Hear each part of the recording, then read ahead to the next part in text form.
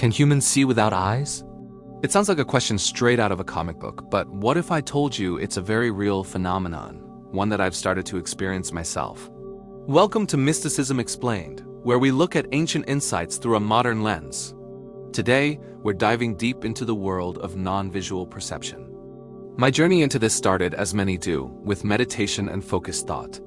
I wasn't looking for this specific ability, just seeking a deeper connection with my own mind. At first, all I noticed were swirling colors in the darkness behind my closed eyelids. It was pretty, but nothing too out of the ordinary. Then something shifted. That flat darkness began to feel three-dimensional, like I was inside a vast, dark space.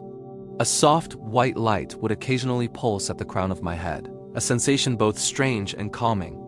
The real breakthrough came a few weeks later.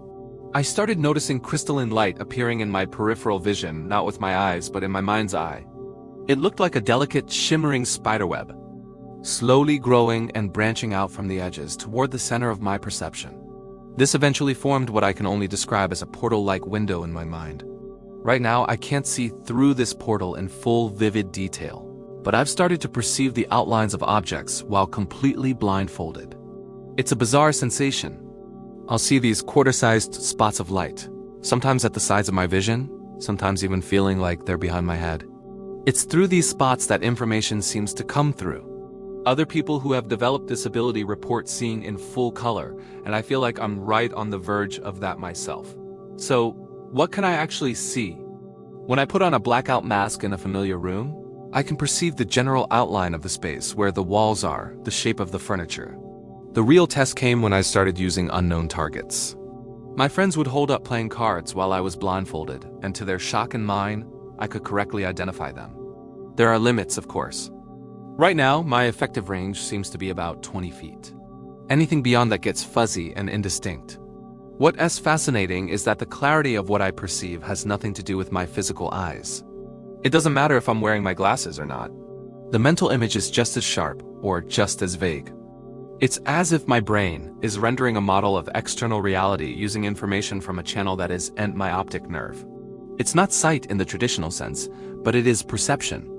And the patterns I'm experiencing, the swirling colors, the crystalline structures, the gradual emergence of forms are remarkably similar to what has been documented in other cases of people developing this ability. This suggests that we all might have these latent perceptual abilities, just waiting to be awakened. It's not magic. It's a potential that's part of our human hardware. The key seems to be patience, dedicated practice through meditation, and a state of attention that is free from expectation. You can't force it. The moment you try to see something, it vanishes. You have to simply be open to receiving the information. The fact that I feel I am on the verge of full color perception tells me this isn't an on or off switch. It's a skill that develops through gradual thresholds, much like learning to play an instrument or speak a new language. At first, you only get noise or simple notes, but with practice, you start to form melodies and harmonies. Our perception might be the same. It can expand far beyond the conventional five senses if we give it the right conditions to grow. So, how can you explore this for yourself? I'm not a guru, but I can share what has worked for me. Find a quiet room where you won't be disturbed. Sit comfortably and focus on your breathing for a few minutes to quiet your mind. Then, with your eyes closed, simply observe. Don't look for anything in particular. Just notice any colors, outlines, or impressions that arise in the darkness. The most important thing is to avoid letting your mind wander. If you start thinking about your to-do list or what you'll have for dinner, gently bring your focus back to the simple act of observing. The goal isn't to predict what you'll see, but to focus on the feeling of perception itself. If you want to take it a step further, get a good blackout mask, one that lets in zero light. Commit to wearing it for just 15 minutes a day while you practice this quiet observation.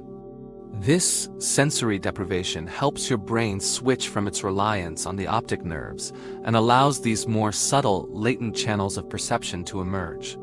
It is a process of unlearning our dependence on physical sight and learning to trust a different kind of sensory input. This is my experience, and it's an ongoing journey. It's one piece of a much larger puzzle, but it aligns with countless other reports of latent human abilities that seem to lie just beneath the surface of our everyday consciousness. It challenges our assumptions about what it means to perceive the world and opens up a thrilling possibility. That reality is far richer and more accessible than we ever imagined. If you are fascinated by the hidden potentials of the human mind and want to explore perception beyond the ordinary, I invite you to join our community. Thanks for watching, and don't forget to subscribe to Mysticism Explained for more ancient insights through a modern lens. Have you ever stopped to wonder about the true power locked away inside your mind?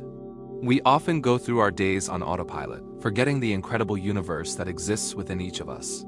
But what if I told you that your mind isn't just a tool for thinking? What if it's the very key to unlocking a life beyond your wildest dreams? The potential of the human mind is truly limitless. It's not just some feel-good quote. It's a fundamental truth of our existence. Think about it. Every great invention, every masterpiece of art, every leap forward for humanity began as a single thought in someone's mind. A flicker of an idea that, with enough belief and focus, blossomed into reality. This isn't magic. It's the law of the universe. Your beliefs are the architects of your experience. What you hold to be true, what you focus on with passion and conviction, begins to shape the world around you. The power of belief is perhaps the strongest, most creative force we have access to.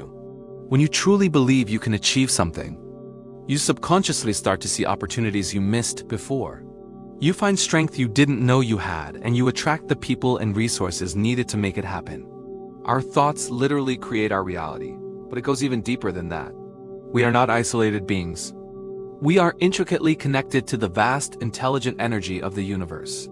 Some call it a higher power, some call it the quantum field, others call it consciousness. The name doesn't matter.